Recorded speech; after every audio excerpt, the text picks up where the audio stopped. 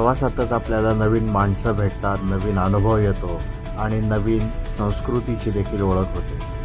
कारण की रोजच्या आपल्या धकाधकीच्या धावपळीच्या जीवनातून आहे ना, एक छोटासा ब्रेक असावा ना, यासाठी माणसाने नक्की प्रवास केला पाहिजे.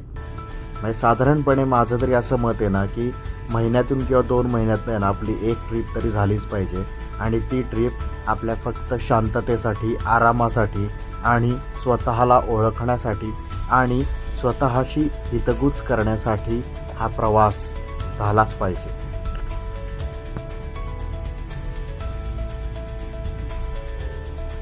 Your route avoids road closures on National Highway 48. You're on the fastest route. You should reach your destination by 5:58 p.m.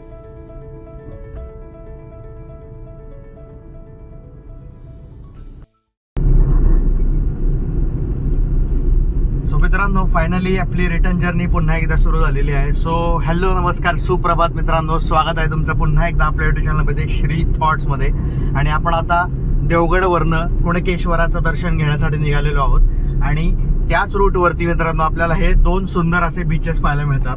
त्यापैकीच एक म्हणजे मिठमुंबरीचा बीच आणि दुसरा म्हणजे तारामुंबरीचा बीच. की तुम्ही आता माझ्या जो मागे बघताय ना, तोच मिठमुंबरीचा बीच आहे. खूप सुंदर लोकेशन आहे मित्रांनो, मस्ट विजिट प्लेस आहे. आता आपण चाललेलो आहोत, तर रस्त्याची कंडिशन पण खूप चांगली आहे मित्रांनो. तर आपण आता लवकरात लवकर कुणकेश्वराला पोहोचणार आहोत. आणि ऑब्व्हियसली तिथं जर जास्त गर्दी असेल तर आपण बाहेरूनच दर्शन करून आपण आपला परतीचा प्रवास सुरू करणार आहोत. पण त्याच्या आधी हा सुंदर असा नजारा पाहून घ्या.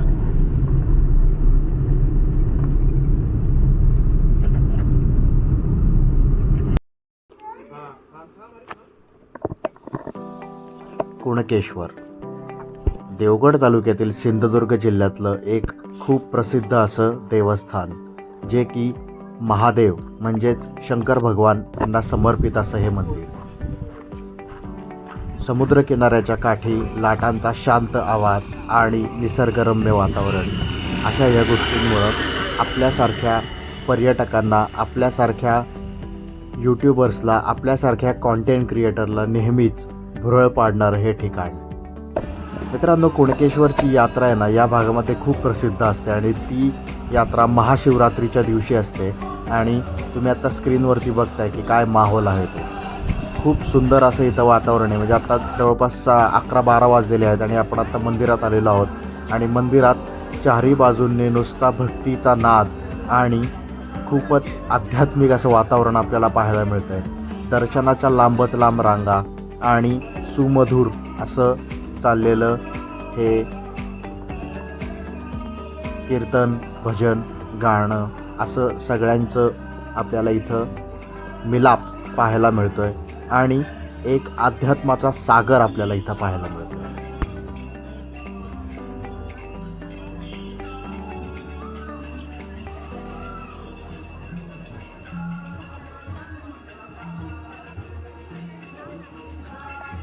कुणकेश्वराचा इतिहास असा सांगितला जातो की एकदा स्वतः शंकर महादेव एका भक्ताच्या स्वप्नात आले आणि त्यांनी इथे हे मंदिर बांधण्याचे त्यांना प्रेरणा दिली. या मंदिराला शेकडो वर्षांचा इतिहास असून आपल्याला दक्षिण भारतीय पद्धतीचं बांधकाम असलेलं हे मंदिर पाहायला मिळतं, जे की अगदीच समुद्रकिनाऱ्यावरती. हे बघा, आपल्याला मंदिर परिसरातून आहे ना, सुंदर असं समुद्राचं दर्शन आपल्याला इथं घडतं. आणि जो काही एक यात्रेचा फील यायला पाहिजे ना, तो पण इथं आपल्याला अनुभवायला मिळतो आहे. खूप सुंदर शांतता आणि निसर्गरम्य असं कुणकेश्वर. कुणकेश्वर हे फक्त एक अध्यात्माचं ठिकाण नसून अध्यात्म आणि निसर्ग याचा सुंदर असा संगम आपल्याला इथं अनुभवायला मिळतो. आणि ह्याच यात्रेचा मित्रांनो फील घेण्यासाठी ना, आपण जरा खाली मंदिर परिसरामध्ये जी काही यात्रा भरली आहे ना, त्याच्यामध्ये सुद्धा एक फेरफटका मारून येऊयात आणि पाहूयात काय काय आपल्याला इथं पाहायला मिळतं आहे ते. म्हणजे लहान मुलांसाठीच्या भरपूर साऱ्या वस्तू, त्यानंतर पूजेचं साहित्य, खाण्यापिण्याचे स्टॉल्स, अशा भरपूर साऱ्या गोष्टी आपल्याला इथं पाहायला मिळतात. जे कोकण मेवा म्हणून जे खूप प्रसिद्ध आहे ते आपल्याला देखील इथं पाहायला मिळतात. आणि हे मंदिर 30 रुपये कार पार्किंग आहे.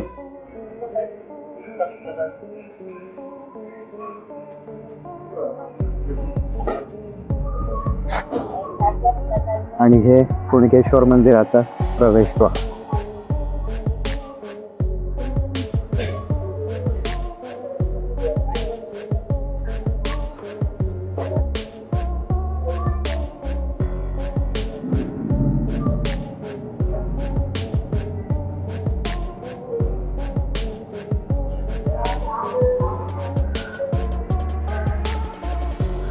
शूट करायला परमिशन नसणार आहे, पण जिथपर्यंत शक्य आहे तिथपर्यंत आपण करूया.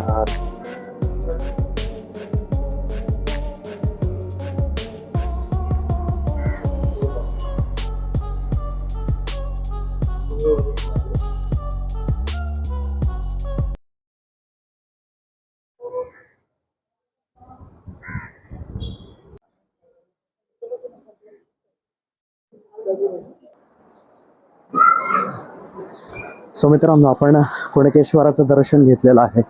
ऑब्व्हियसली आतमध्ये शूटला परमिशन नाही आहे, म्हणजे कोण काय बोललं नसतं, पण जागोजागी बोट्स लावले होते, त्यामुळे आपण अशी रिस्क घेत नाही.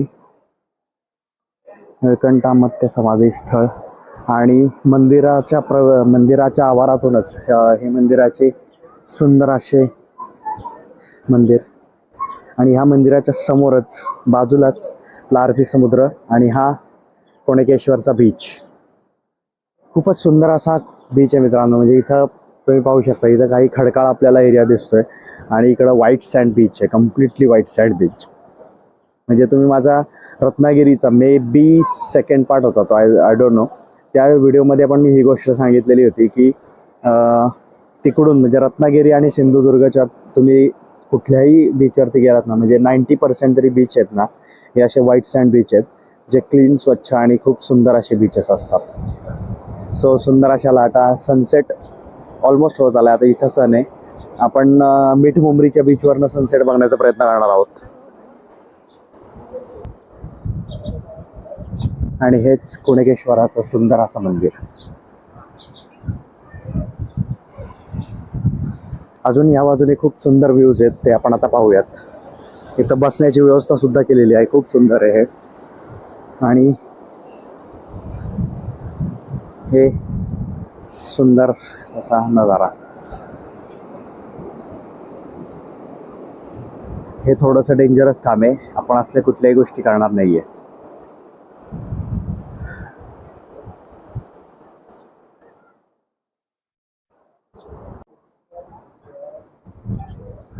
मंदिराच्या कळसावरती सुंदर असा आपला अभिमानानं फडकणारा हा भगवा झेंडा पहा, किती सुंदर वाटतंय. मी पुन्हा एकदा दाखवतो तुम्हाला मित्रांनो. हे असं मंदिर आहे आणि बाजूलाच समुद्र आहे आपला संपूर्ण. सुंदर असा सनसेट देखील होतोय. आणि हा कुणकेश्वराचा बीच. सो चलो, आपण आपली प्रदक्षिणा कंप्लीट करत होतो, ती करूयात आपण आता.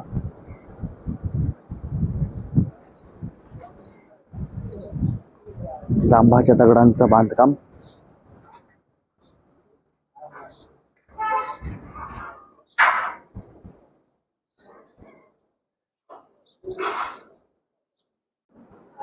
हा मंदिराचा पुढच्या भागातला परिसर.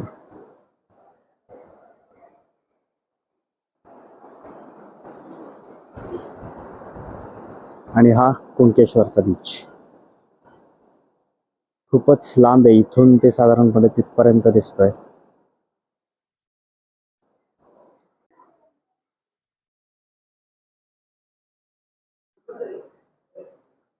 गणपती बाप्पा मोरया, मंगल मूर्ती मोरया.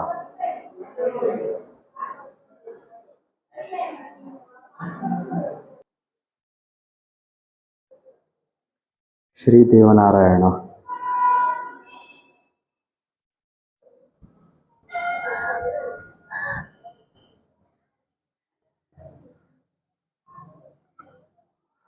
येस मित्रांनो, आपलं कुणकेश्वराचं दर्शन घेऊन झालेलं आहे आणि आपण आता बाहेर निघत आहोत.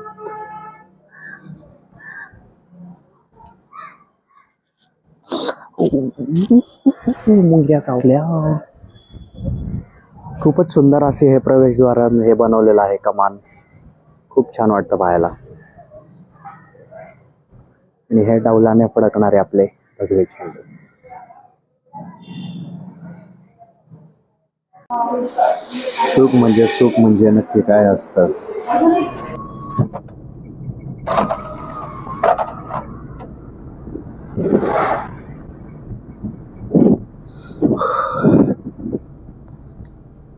खूपच सुंदर असा सनसेट होतोय मित्रांनो.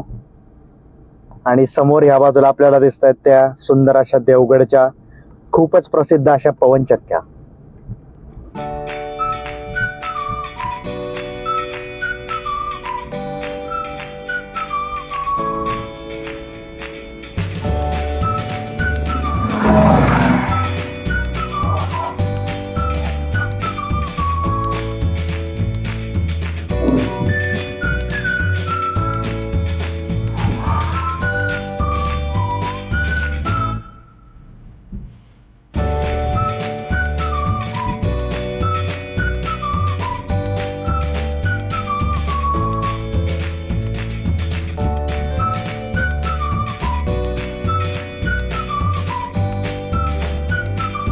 खूपच सुंदर असा सनसेट होतोय मित्रांनो.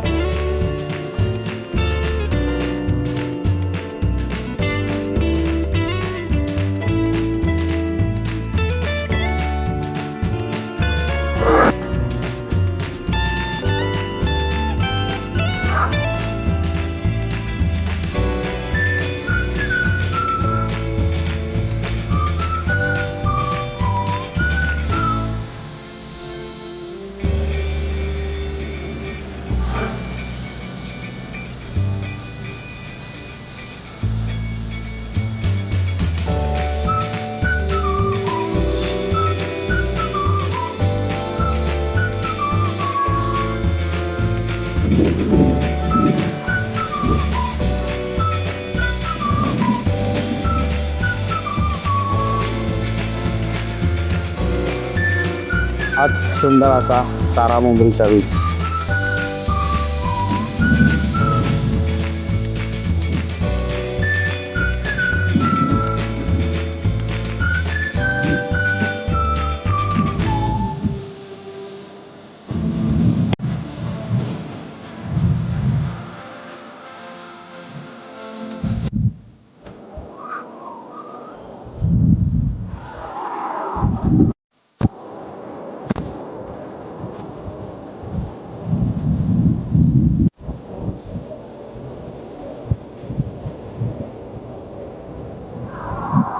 खूपच सुंदर आणि मोठा असा हा तारामुंबरीचा बीच. आणि हे जे समोर आपल्याला दिसत आहेत ते देवगडच्या पवनचक्की. सनसेट झालेला आहे मित्रांनो. सूर्य खाली गेलेला आहे आणि हाच सुंदर असा beach. White sand beach, completely white sand. खूप छान आहे वाळू. हे बघा मस्त. ह्याहून सुंदर आणि ह्याहून स्वच्छ असं काय असू शकतं?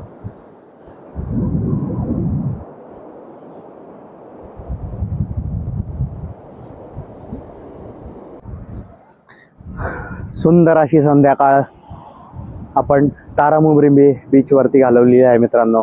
तुम्ही आत्ताच सुंदर सुंदर असे ते सिनेमॅटिक शॉट सुद्धा पाहिले आणि सनसेट सुद्धा पाहिला असेल. सो ह्याचे काही तुम्हाला खूप सुंदर असे फोटोज आणि रील्स पाहिजे असतील ना तर मला इंस्टाग्रामवरती फॉलो करा. मी इंस्टाग्रामचा हँडल इथं देईन आणि आपल्या प्रत्येक व्हिडिओच्या डिस्क्रिप्शन बॉक्समध्ये इंस्टाग्रामची मी लिंक देत असतो. तर तुम्ही इंस्टाग्रामला सुद्धा मला फॉलो करू शकता. तिथं पण तुम्हाला सुंदर सुंदर पिक्स म्हणजे स्टोरीजला पण आणि पोस्ट पण पाहायला मिळतील. सो कॉम्बिनेशन मी आता एक सुंदर असे कॉम्बिनेशन मी तुम्हाला दाखवणार आहे.